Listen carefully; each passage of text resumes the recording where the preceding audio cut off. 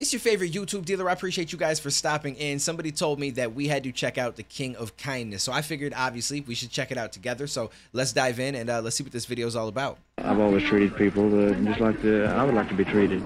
I try to remember that. That's all. It's simple. It's no problem. It's no big effort that I put forth. Yeah. Elvis Presley was not only one of America's most iconic entertainers, he was also one of the most charitable celebrities to ever live. Having been raised poor and by God-fearing parents, Elvis gave from the purity of his heart.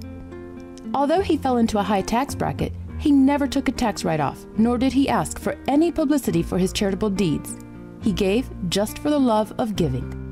While his many good works would be impossible to list, we'll highlight as many as possible, starting with his $1,050 donation to his old high school, which made it possible for all of the students to attend the annual E.H. Crump Memorial Football Game for the Blind in Memphis, Tennessee.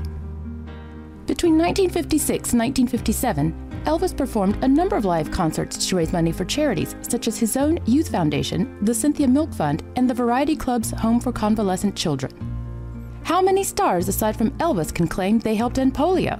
On October 28, 1956, before an appearance on The Ed Sullivan Show, Elvis was inoculated with Jonas Salk's anti-polio vaccine, which caused the immunization level of all Americans to skyrocket from 0.6% to 80% in a 6-month period. Hey kids, could I talk to you for about 30 seconds? This is Elvis Presley. Remember polio victims. Join the 1957 March of Dimes today. By April of 1957, the Salk Institute declared polio all but eradicated on U.S. soil.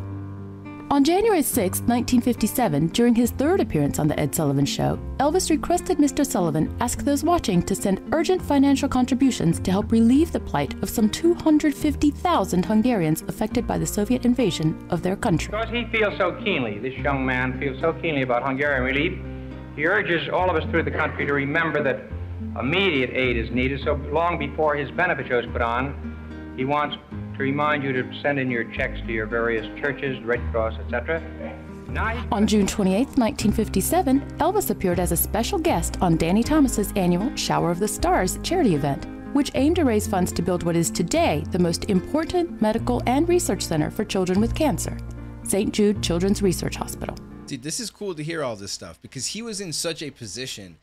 Like, there's certain people that come through life. There's a lot of celebrities and stuff, and they could make a lot of stuff happen, but there's certain people that reach a crazy level of fame, of attention, of people that are just willing to kind of follow through with whatever it is that they're going to ask of them. And to use your position for good like this is one of the greatest things that you could do, because not a lot of people are in that position to be able to do that. You could put all these ads out, you could put commercials, but if it's not coming from this person that a lot of people look up to, a lot of times it won't be followed through on. So for him to step up and lead a lot of these different things is really amazing. Without singing a single song, the King's presence drew over 14,000 donors, and work on construction of the hospital's first building commenced later that year. Presley's work with sick children did not begin or end with St. Jude's. Before being drafted by the U.S. Army, he often visited hospitals to comfort children faced with life-threatening illnesses, and donated the hundreds of stuffed animals that he had received from fans worldwide to them. One of Elvis's most memorable moments was recorded in the early 70s when he fulfilled the dreams of 8-year-old Denise Sanchez, who passed away soon after a visit from Elvis and her attendance at his concert. Could you sing me a special song, please? I sure will. Okay. How about it? Oh, thank you so much. Elvis would often visit with Graceland's secretary, who, among other tasks, sorted his mail. If a photograph or a request or a story touched Elvis, he would immediately take steps to help the sender. Whether it was paying off people's debts or their mortgages, helping a family whose father had died in the line of duty, buying someone a home or a car, or giving a disabled person a new wheelchair. If Elvis knew about it, he helped. One such request came from young Wardee Anderson, who asked Presley to sponsor her bike ride for children with diabetes. The King responded by pledging $5 per mile, which was much higher than the going rate of 5 cents per mile. During his lifetime, Elvis donated a number of vehicles for his good causes, including a red Ford Thunderbird to the March of Dimes and one of his own Rolls Royces to a charity for mentally retarded children. In 1964, Elvis bought the Potomac, FDR's presidential yacht, and donated it to St. Jude's, who sold it to raise about $55,000. On March 25, 1961, Elvis performed a benefit concert in Hawaii to raise money for the USS Arizona Memorial at Pearl Harbor. The concert raised over $65,000, and a plaque was prominently placed at the memorial site, acknowledging Elvis's efforts in raising the funds. Sadly, the plaque was removed due to unknown, possibly political, reasons. Hawaii was also the location of Elvis's most famous concert for charity, Aloha from Hawaii. The 1973 concert was the first to be broadcast live by satellite. Okay, I did not know that the Aloha from Hawaii videos that we've checked out was a concert for charity. That's actually dope. It was viewed by a record audience of over 1 billion people worldwide. That's the performance crazy. raised over $75,000 for the Kui Lee Cancer Fund, which had been set up following the death of the I'll Remember You songwriter in 1966. In 1975, Elvis raised in excess of $100,000 at a concert in Jackson, Mississippi for victims of a tornado. This concert was deeply personal to Elvis, who was a child when a deadly tornado tore through his hometown of Tupelo.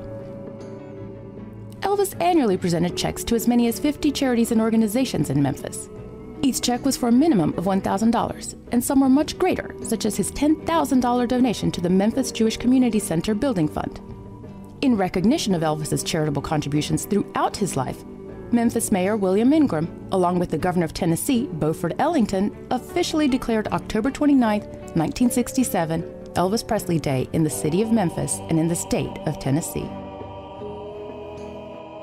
Elvis learned early on what it meant to receive food, clothes, and kindness from strangers, and did the same for others in need, both publicly and privately. While he may not have been a perfect role model, the world today needs more examples of this type of generosity and kindness. Oh, I didn't mean to pause right there. I thought she was done saying what she was saying. I would agree. The world needs more of this generosity and kindness, and it's okay that he wasn't a perfect role model. I don't think anybody is ever going to be a perfect role model. The word perfect is just something that it doesn't really describe us humans, if that makes sense. You know what I mean? Like, there's nobody that's perfect. There's nobody that's going to hit and check every single box of being perfect. It's never going to happen that way, but you do the best that you can, and obviously he did quite a lot. And stuff like that is necessary more often these days. If more people stepped up and did this, because you got so many people out there with millions and millions of dollars, and they have plenty of money coming in from what they're doing, whether it's music, acting, whatever. And a lot of people do donate, and a lot of people do step in and do stuff. And some people do it without any attention on it, so you don't even know that it's happening. But if everybody did it, if everybody really stepped in and did a little something here and there, and just be kind to your neighbor kind of stuff as well. Like, not like I don't have a lot of money to go donate places or stuff like that, but if you see someone in need, or you see someone that needs something small or in help, and you just take that little extra step every so often, whether it's someone that you see outside and it seems like they're not doing too well in life, and you can get them a water and a little something to eat or whatever, like, it goes a long way. It goes a long way. Now, I know that sometimes you got to be careful, because you might give someone some money and then they go use it for something that they shouldn't do, because maybe they're out there because of drugs, or which is a horrible thing. You know, a lot of people are addicted to stuff, and it's a sad story. But you can always grab a little food, a little drink, give it to somebody, help out somebody that can't advocate for themselves. You see somebody outside and they're just, you know, whatever it is, you know, just hang it forward a little bit. It goes a long way. That's all I'm saying. This was a great video so far. I'm pretty sure it's over, but I want to see what they end it with. It's the way I was brought up.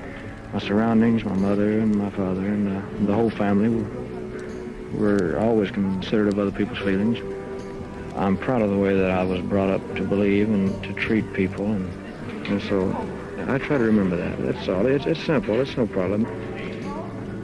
Thank you for watching. Please don't forget to subscribe and to like this video.